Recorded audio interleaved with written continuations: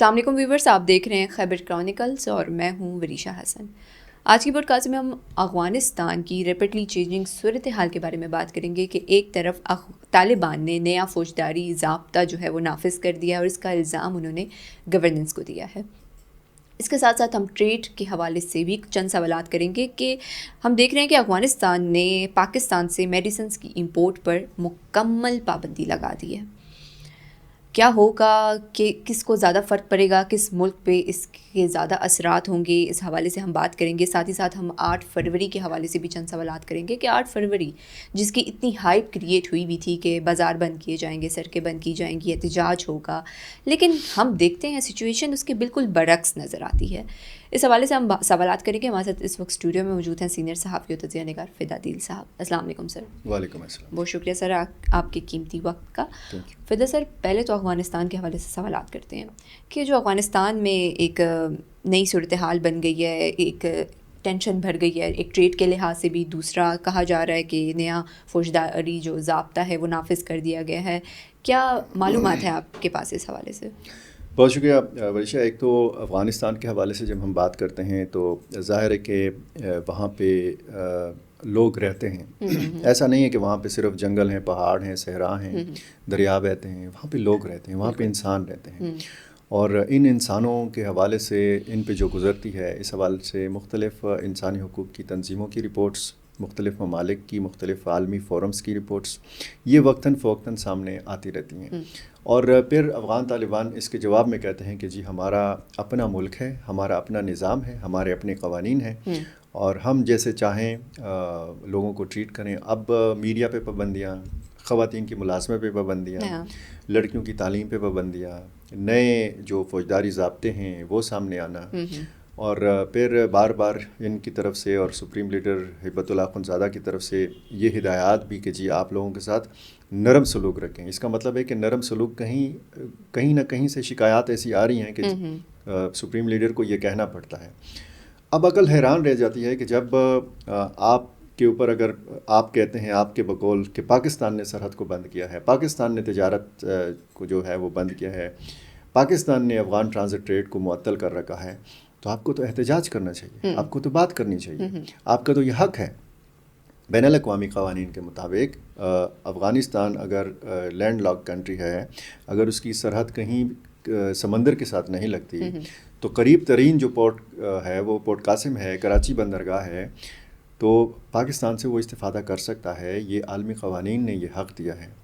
تو بجائے اس کے کہ آپ افغانوں کے لیے، افغان تاجروں کے لیے آواز اٹھائیں، آپ کہتے ہیں کہ جی ہمیں کوئی ضرورت نہیں ہے پاکستان کے ساتھ تجارت کی، ہمیں کوئی ضرورت نہیں ہے پاکستانی میڈیسنز کی، تو پاکستانی میڈیسن، اچھا وہ کہتے ہیں کہ جناب پاکستانی میڈیسن میں اثر نہیں ہے کیونکہ افغانوں کے لیے وہ ایک الگ قسم کے میڈیسن تیار کرتے ہیں۔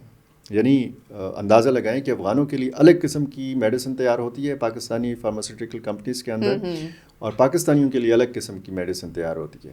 یعنی یہ تو ٹھیک ہے کہ اس بات کی تو تک بنتی ہے کہ یہ کہا جائے کہ جی جعلی ادویات بنتی ہیں۔ اب جعلی ادویات جو ہیں یہ حقیقت ہے، پاکستان کی مختلف مارکیٹوں میں جعلی ادویات سے آنکھیں نہیں چرائی جا سکتی، لیکن یہ کہنا اتنے عرصے بعد کہ جی پاکستانی دوائیوں میں اثر نہیں ہے، یہ سارے افغان جو علاج کے لیے پاکستان آتے رہے ہیں، یہ کہاں آتے رہے ہیں؟ یہ ظاہر ہے پاکستان آتے رہے ہیں، پشاور آتے رہے ہیں۔ یہ جو حیات آباد میں بڑی بڑی بلڈنگز آپ کو نظر آتی ہیں جو پرائیویٹ ہاسپٹلس ہیں، یہاں پہ یہ کون زیادہ علاج کرانے آتا ہے؟ افغانی۔ اور ان کو کون سی میڈیسن دی جاتی ہے؟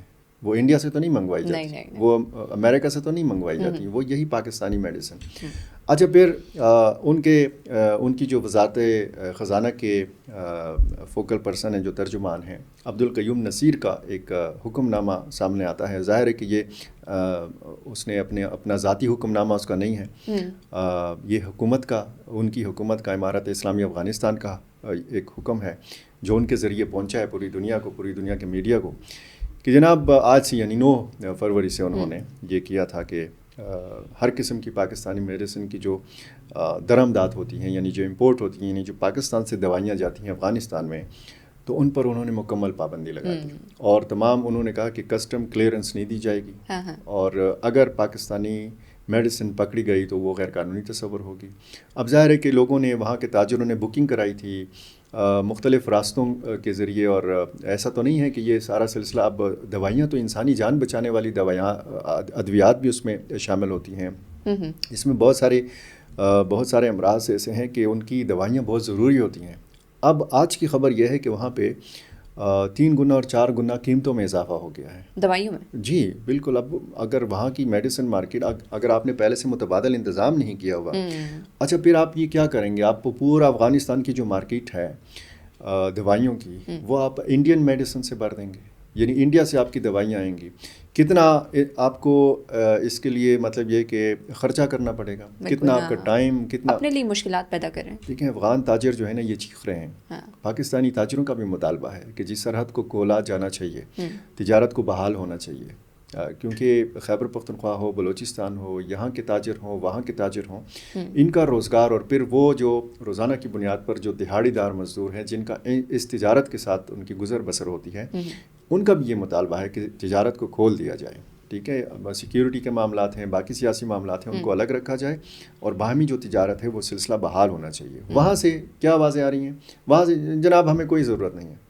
یہ کون سی عقل ہے کہ جی آپ تو پاکستان کو آپ اس میں کیا نقصان پہنچا رہے ہیں؟ بالکل آپ تو اپنے عوام کو نقصان پہنچا رہے ہیں. اور وہ پاکستان جس نے اتنے عرصے سے مدد وہ تو الگ ایک بحث ہے کہ اتنے عرصے سے 40-45 سال سے مہمان نوازی، اور افغان مہاجرین آج بھی لاکھوں کی تعداد میں پاکستان کے اندر ہیں. بالکل.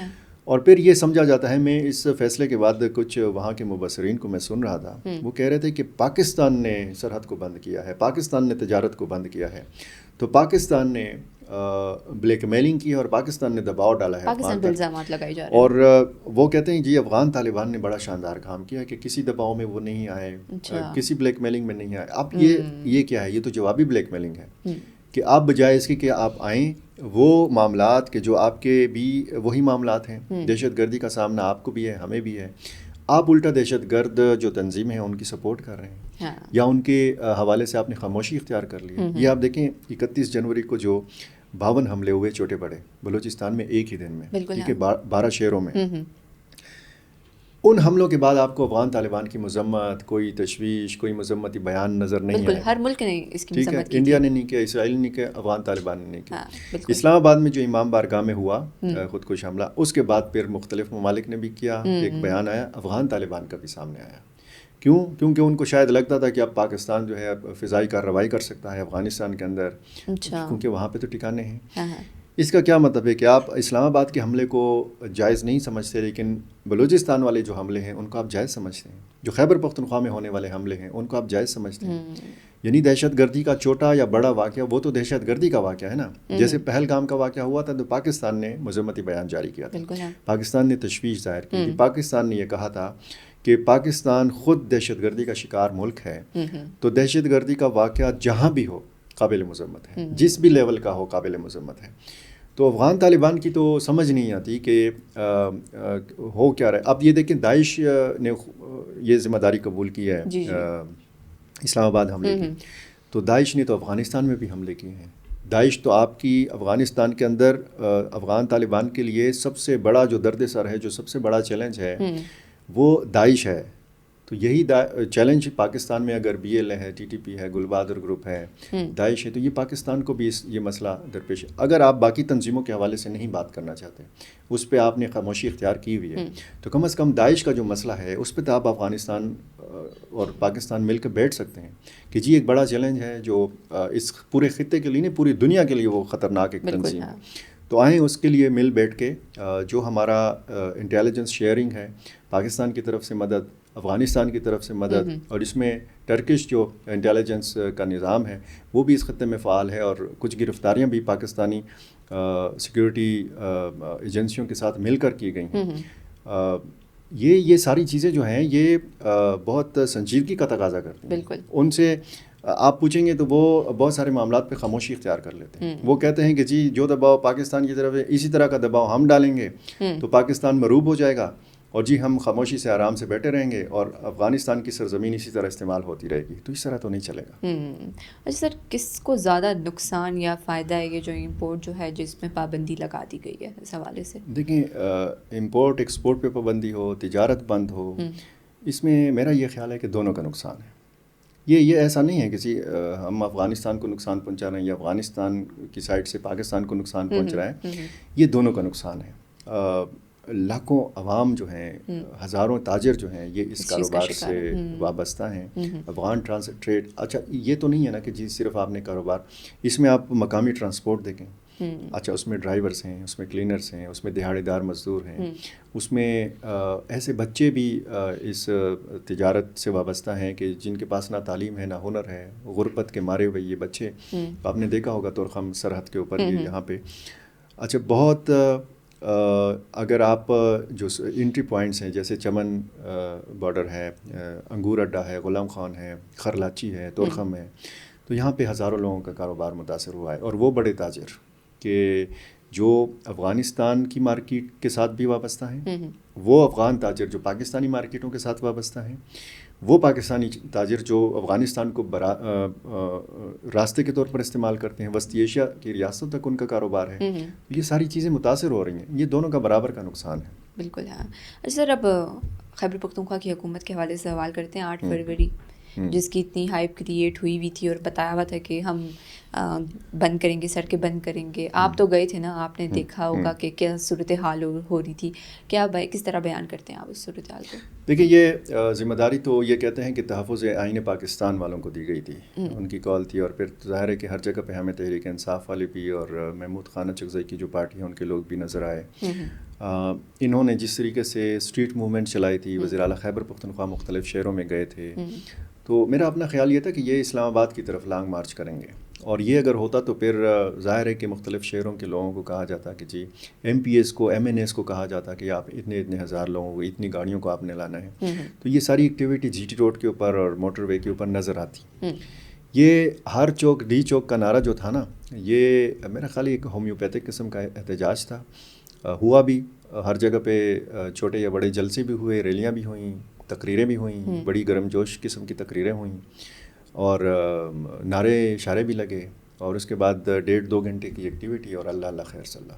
تو یہ سارا خلاصہ تھا اس احتجاج کا. یا 8 فروری کو کچھ لوگوں نے کہا کہ جی اگر آپ کہتے ہیں کہ جی فارم 45 کے مطابق آپ جیتے ہوئے ہیں, تو پھر تو 8 فروری کو آپ کو لوگوں نے ووٹ دیا.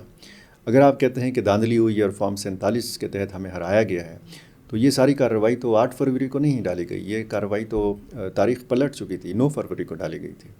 تو 9 فروری کو پیر کا دن ہوتا ہے, مارکیٹیں کھلی ہوتی ہیں. اتوار کا دن جو ہوتا ہے وہ 8 فروری کا تھا.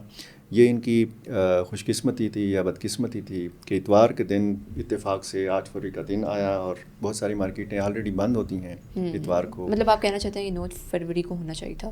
نہیں, میں کیوں کون ہوتا ہوں کہ میں یہ کہوں ان کو کہ آپ کو 9 فروری کو احتجاج. میں صرف یہ کہہ رہا ہوں کہ یہ ان کی خوش قسمتی تھی یا بدقسمتی تھی کہ 8 فروری کا دن اتوار والے دن آیا. یعنی بہت ساری مارکیٹیں پہلے سے بند ہوتی ہیں, ہفتہ وار ان کی چھٹی ہوتی ہے. اور میں ایک پورا ایک حساب کتاب ایک پی ٹی آئی کے عہدیدار کا دیکھ رہا تھا سوشل میڈیا پہ. انہوں نے وہ بازار اور وہ مارکیٹیں بھی اس میں لکھی ہوئی تھیں کہ جو اتوار کے دن جس کی ہر ہفتے ہر اتوار کو چھٹی ہوتی ہے. سڑکوں پہ مجھے ملا جلا رجحان نظر آیا. وہ سڑکیں جہاں پہ زیادہ رش ہوتا ہے وہاں پہ سچی بات یہ ہے کہ رش مجھے کم محسوس کیا, کیونکہ لوگ ڈرتے بھی ہیں. لوگ کیونکہ ایسے مناظر بھی دیکھے گئے کہ جی زبردستی دکانیں بند کرائی گئیں. اگر آپ گاڑی نکالیں گے اور اوپر سے کال آئی ہے کہ جی پہیا جام ہے, تو پھر اس میں بلوائیوں کا پتہ نہیں چلتا کون جو ہے سرکاری اور نجی املاک کا خیال رکھنے والا ہے اور کون خیال نہیں رکھنے والا. تو ایسے میں لوگ پھر رسک نہیں لیتے, پھر وہ اپنی گاڑیاں اور یہ سڑک پہ نہیں نکالتے. تو میرا یہ خیال ہے کہ ایک ایکٹیویٹی تھی, ہو گئی. اب ایک کنٹینر کی تصویر میں نے دیکھی ہے, وائرل ہوئی ہے, اس پہ لکھا ہوا ہے آزادی یا موت. اب پہلے سے کارکنوں کو یہ بتایا جا رہا ہے کہ جی کنٹینر تیار ہے, رمضان ہے بیچ میں, تو یہ گزرنے دیں, اس کے بعد پھر لانگ مارچ اور فائنل کال آپ کو دی جائے گی. پھر یہ مجھے کنٹینر نہیں ہے, مجھے ٹرک کی وہ بتی نظر آ رہی ہے کہ جس کے پیچھے پھر تحریک انصاف کے کارکنوں کو لگایا جائے گا. اور اس میں یہ جو آپ نے کہا کہ وزیر اعلیٰ خیبر پختونخوا نے اس میں شرکت نہیں کی, تو یہ سوال پوچھا جاتا رہا کہ جی اس دن محمود خان اچکزئی نے کہاں پہ تقریر کی, اس دن بیرسٹر گوہر نے کہاں پہ تقریر کی, اس دن وزیر اعلیٰ خیبر پختونخوا کہاں پہ تھے. طرح طرح کی چیزیں. اگر وزیر اعلیٰ خیبر پختونخوا کسی ایکٹیویٹی میں نظر آتے تو پھر میں اور آپ ان پہ تنقید کر رہے ہوتے ہیں کہ جی وہ تو وزیر اعلیٰ ہیں. لیکن دیکھیں اتنی ہائپ کریٹ کی گئی ہائپ تو ظاہر ہے. میں نے جیسے کہا کہ ہر شہر میں خود وزیر اعلیٰ گئے. یہ اسٹریٹ موومنٹ تو انہوں نے چلائی, انہوں نے لوگوں کو کہا کہ جی 8 ہاں. تو وہ یہ اب پچھلے کئی دنوں سے ہم ایک بڑی تبدیلی دیکھ رہے ہیں. لیکن ایک وزیر اعظم سے ان کی ملاقات, پھر ایپیکس کمیٹی کا ان کا اجلاس بلانا, آج جو سیکیورٹی حکام کے ساتھ اور وزیر داخلہ بھی تھے, اس میں ہمارے سیکیورٹی کے جو بڑے عہدیدار تھے وہ بھی اس میں شامل تھے. آج کے اجلاس میں بھی وزیر اعلیٰ خیبر پختونخوا سہیل آفریدی نے شرکت کی ہے, اور میرا خیال یہ اچھی بات ہے. اگر یہ کہتے ہیں ایپیکس کمیٹی کے بعد بھی ایک اعلامیہ یا ایک پریس ریلیز سامنے آتی ہے اور اس میں یہ کہا جاتا ہے کہ جی دہشت گردی کے خلاف وفاقی حکومت, صوبائی حکومت اور ہمارے جو سیکیورٹی ادارے ہیں, فوج, سیاسی اکابرین, یہ سارے ایک پیج کے اوپر ہیں. تو یہی ہم کہتے رہے ہیں کہ یہ اتفاق اور اتحاد سے ہوگا. یہ ایک جگہ پہ آپ بیٹھیں گے, اسٹریٹجی بنائیں گے, تو تب آپ عمل کی طرف جائیں گے. ایک طرف سے بیان, دوسری طرف سے بیان, تو پھر اس طرح معاملات نہیں چلیں گے, اور پھر معاملات جو ہیں یہ گڑبڑ کی طرف زیادہ جائیں گے. سر یہ جو آپ نے کنٹینر کی سرخ بتی کا آپ نے ایک تشبیہ دی ہے, کیا کہیں گے اس بارے میں کہ آپ کو کیا لگتا ہے عوام اب ان پہ اتنا ٹرسٹ کرتی ہے کہ وہ نکلے گی؟ اگر یہ رمضان کی بات کر رہے ہیں کہ رمضان کے بعد کیا جائے گا. دیکھیے اتنے زیادہ احتجاج ہوئے ہیں, کبھی کہتے ہیں ثوابی چلو, کبھی کہتے ہیں مردان چلو, کبھی کہتے ہیں اسلام آباد چلو, کبھی کہتے ہیں ڈی چوک چلو, کبھی کہتے ہیں ریڈ زون جائیں گے. اور پھر واپسی کس طریقے سے ہوئی ہے. ایک وزیر اعلیٰ وہاں سے آتے ہیں اور 12 اضلاع پار کر کے پشاور پہنچتے ہیں, ٹھیک ہے. وہی وزیر اعلیٰ ایک مرتبہ جاتے ہیں اور وہاں سے پھر کارکن ڈھونڈتے رہ جاتے ہیں, ان کو غائب ہو جاتے ہیں. تو اگر یہ کریں گے سہیل آفریدی تو ظاہر ہے کہ پھر ان میں اور ان میں کوئی فرق نہیں رہے گا. یہ بڑا محتاط ہو گئے ہیں, کیونکہ اڈیالہ جیل کے باہر جس طریقے سے پہلے رش ہوتا تھا, اب وہ رش نہیں نظر آتا. وہ لوگ کم ہوتے گئے ہیں, ہوتے جا رہے ہیں. اور اس میں تحریک انصاف کے اندر جو ایک اختلافات ہیں, جو اختلاف رائے ہیں مختلف معاملات کے حوالے سے, خصوصاً احتجاج کے حوالے سے, کچھ لوگ کہتے ہیں فائنل کال آنی چاہیے بس, کچھ لوگ کہتے ہیں ذرا آرام سے ذرا. اور پھر جنید اکبر کی جو آڈیو لیک آئی ہے, تو اس میں بھی پتہ چلتا ہے کہ اندر خانے بہت کچھ چل رہا ہے, مطلب پارٹی میں بھی اختلافات چل رہے ہیں. تو ظاہر ہے کہ اس طرح کی باتیں جب باہر آتی ہیں, پھر اندر پتہ نہیں کیا چل رہا ہے, اور پھر کون کس قسم کا لاوا پک رہا ہے, اور یہ کیسے پٹے گا, یہ کس قسم کا لاوا ہوگا, جب یہ پٹے گا تو کس کو زیادہ جلائے گا, یہ نہیں پتہ. بہت شکریہ فدا سر آپ کا. یہیں پہ ہماری پوڈ کاسٹ کا اختتام ہوتا ہے. اپنی رائے کا کمنٹ سیکشن میں ضرور کیجیے. ملتے ہیں اگلی پوڈ کاسٹ میں نئے مہمان کے ساتھ, نئے سوالات کے ساتھ. تب تک کے لیے اللہ حافظ.